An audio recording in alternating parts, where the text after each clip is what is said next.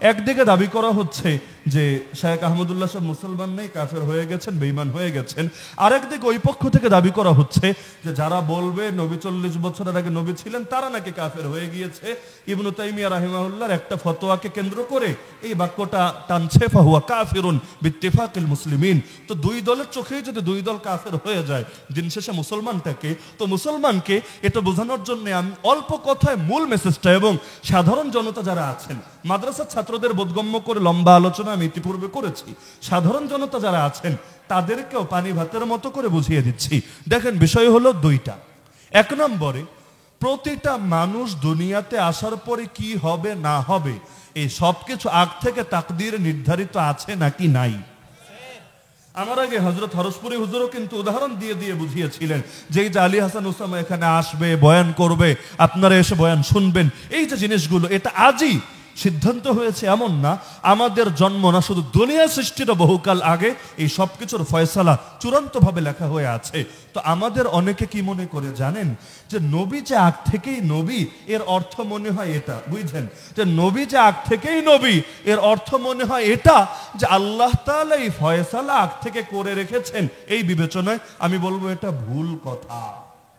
এটা কি কথা? এটা কি কথা?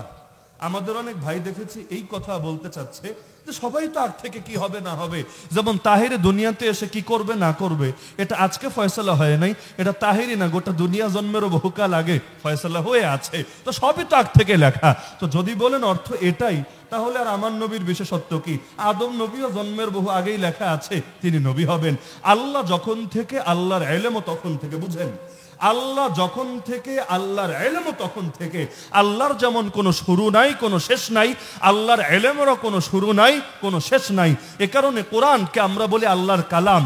এ কারণে কোরআনকে আমরা মাখলুক বলি না। মাখলুক মানে সৃষ্টি, আমরা বলি না কোরআন সৃষ্টি। কেন? আল্লাহ যখন থেকে, তার কালামও তখন থেকে। আল্লাহর অস্তিত্বের সূচনা নাই, সুতরাং কালামে পাকের অস্তিত্বেরও কোনো সূচনা নাই। কথা ক্লিয়ার? তা আল্লাহ যখন থেকে, তার ইলমও যদি তখন থেকে হয়, তো এই যে দুনিয়াতে কি হচ্ছে না হচ্ছে এই সবগুলোর ইলম আল্লাহর আছে নাকি নাই? আচ্ছা, আজকে না 1000 বছর পরে কি হবে এটা আল্লাহ তাআলা একেবারে সেই অনন্তকাল থেকে, অনাদিকাল থেকে জানেন না কি জানেন না? তো যদি বলেন যে আমার নবী নবী হবেন, এটা আল্লাহ জানতেন, ওই বিবেচনায় বলা হয়েছে নবী আদম আলাইহিস সালামের দেহে রূহ ঢুকানোর আগেই নবী। আমি বলবো এই কথাটা বাস্তবসম্মত না, কারণ এখানে নবীও যা, এখানে অন্যরাও হবে তা, আমার নবীও যা, অন্য নবীও তা। কারণ আল্লাহ সবার ব্যাপারেই জানেন। আল্লাহর ইলম কারো ব্যাপারে আছে, কারো ব্যাপারে নাই, বিষয়টা এমন না। আল্লাহর ইলম সবার ব্যাপারে আছে। তাহলে বলবেন অর্থ কি? তাহলে বুঝেছি হুজুর আল্লাহর ইলমে আছে, ঠিক আছে, আল্লাহ আলাদা করে লিখে রেখেছেন। আমি বলবো না রে ভাই, এটাও ভুল। কেন জানেন? আল্লাহ তাআলা কলম সৃষ্টি করার পরে, কলম মানে আমার পকেটে থাকা কলম না, আউয়ালু মা খালাকাল্লাহু আল কলম। আল্লাহ তাআলা কলম আর লৌহে মাহফুজ সৃষ্টি করার পরে আল্লাহ কলমকে বললেন উকতুব, কলম তুমি লেখো। কলম বলল আল্লাহ আমি কি লিখবো?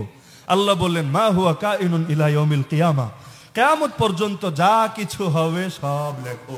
পূর্বভাগে আজকে যে মাহফিল হবে, সেই মাহফিলে আলী হাসান ওসামা আসবে, রফিকুল ইসলাম মাদানী আসবে, এই সব কিছু সেই লৌহে মাহফুজে লেখা হয়ে গিয়েছে যখন আমার বাপেরও জন্ম হয় নাই, তারও কোটি কোটি কোটি বছর আগে। তাহলে সেখানে যদি সব লেখা হয়ে থাকে, আদম নবী নবী হবেন এটাও লেখা, মুসা নবী নবী হবেন এটাও লেখা, মুহাম্মদুর রাসূলুল্লাহ সাল্লাল্লাহু আলাইহি ওয়াসাল্লাম নবী হবেন এটাও লেখা। লেখা কি সবই লেখা নাকি কিছু কিছু জিনিস লেখা? সবই লেখা, কোনো কিছু বাদ নাই। এমন কোনো কিছু হবে না যেটা লেখা নাই। আল্লাহ নবী বলেন রুফিআতিল আকলাম ওয়া জাফফাতিস সুহুফ, সব লেখা শেষ করে কলম উঠিয়ে নেওয়া হয়েছে, আর যেই পৃষ্ঠায় লিখেছে সেখানে কালিও শুকিয়ে গিয়েছে।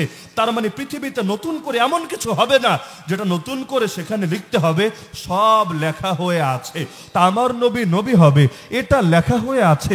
যদি বলেন হুজুর অর্থ খালি এতটুকু, তাহলে ভাই এটা তো সব নবীরই বৈশিষ্ট্য এবং সব মানুষেরও বৈশিষ্ট্য, আমার নবীর বিশেষত্ব থাকলো কই? ধাপ কিন্তু দুইটা বলে দিলাম। এক নম্বর হলো ইলম, আল্লাহর ইলমে তো সবই আছে।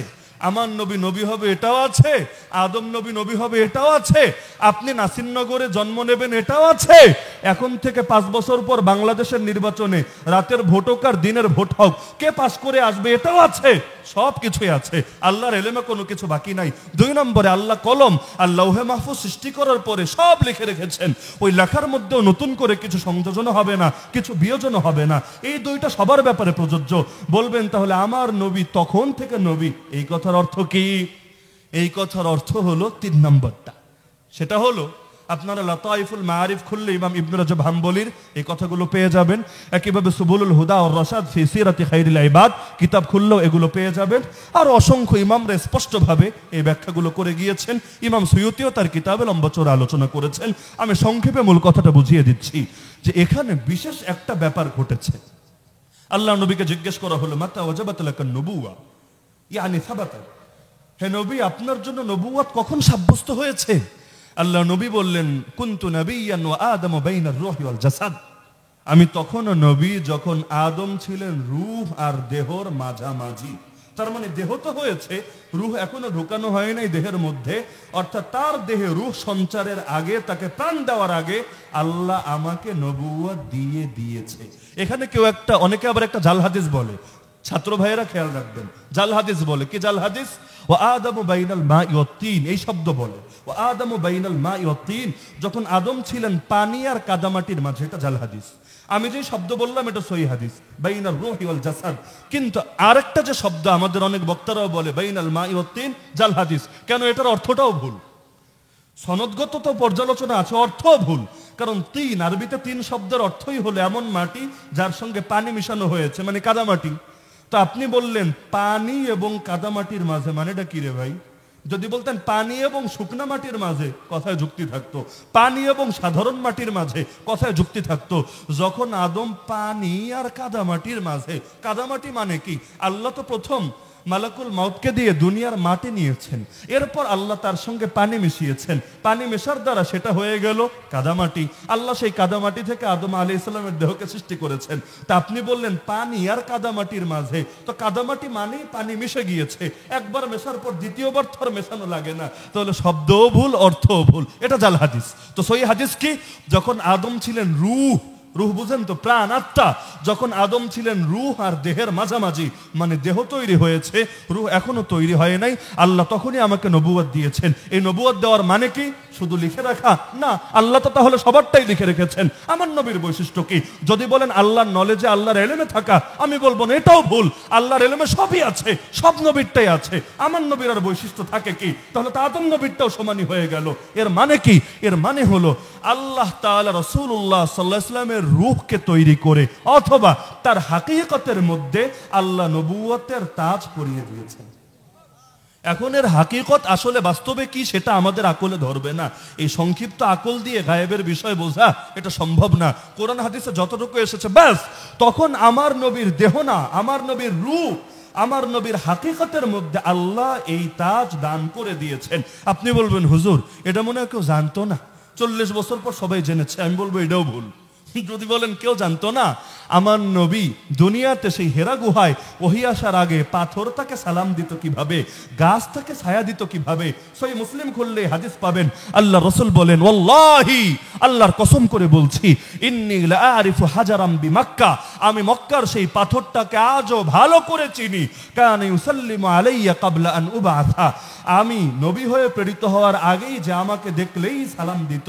ইন্নী লাআরিফুহুল আন, নিশ্চয়ই আমি আজও তাকে ভালো করে চিনি। তাহলে দুনিয়ার লোক তখনও চেনেই না যে আল্লাহর রাসূল নবী হবে, সবাই জানে না। হ্যাঁ, বুহায়রা রাহিব জানে, এরকম আরো অনেক লোক জানে, এমনকি ইহুদিরা পর্যন্ত তাদের কিতাব পড়ে অপেক্ষায় আছে।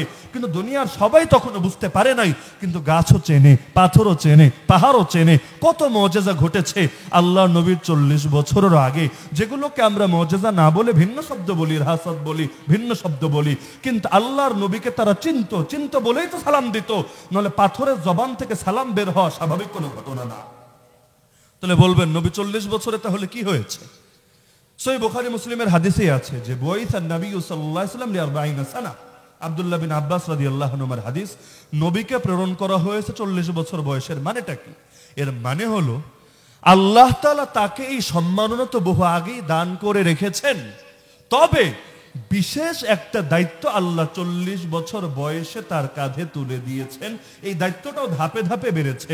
প্রথমে আল্লাহ শুধু তাকে দিয়েছেন, এক পর্যায়ে তার আপনজনদেরকে দাওয়াত দিতে বলেছেন, এক পর্যায়ে শুধু আপনজন না একেবারে সবাইরে দাওয়াত দিতে বলেছেন, এক পর্যায়ে শুধু দাওয়াত না জিহাদ পর্যন্ত করতে বলেছেন। ধাপে ধাপে অগ্রসর হয়েছে। যেমন কোরআন আল্লাহর কালাম কবে থেকে? আল্লাহ যখন থেকে, আল্লাহর কালামও তখন থেকে। তাহলে যখন আদম নবী দুনিয়াতে ছিলেন তখন কি কোরআন ছিল না? হ্যাঁ, অবশ্যই ছিল। আল্লাহ দুনিয়াতে আমাদের সামনে জাহের করেন নাই, কিন্তু আল্লাহর কাছে লৌহে মাহফুজে সংরক্ষিত ছিল নাকি ছিল না? অবশ্যই ছিল।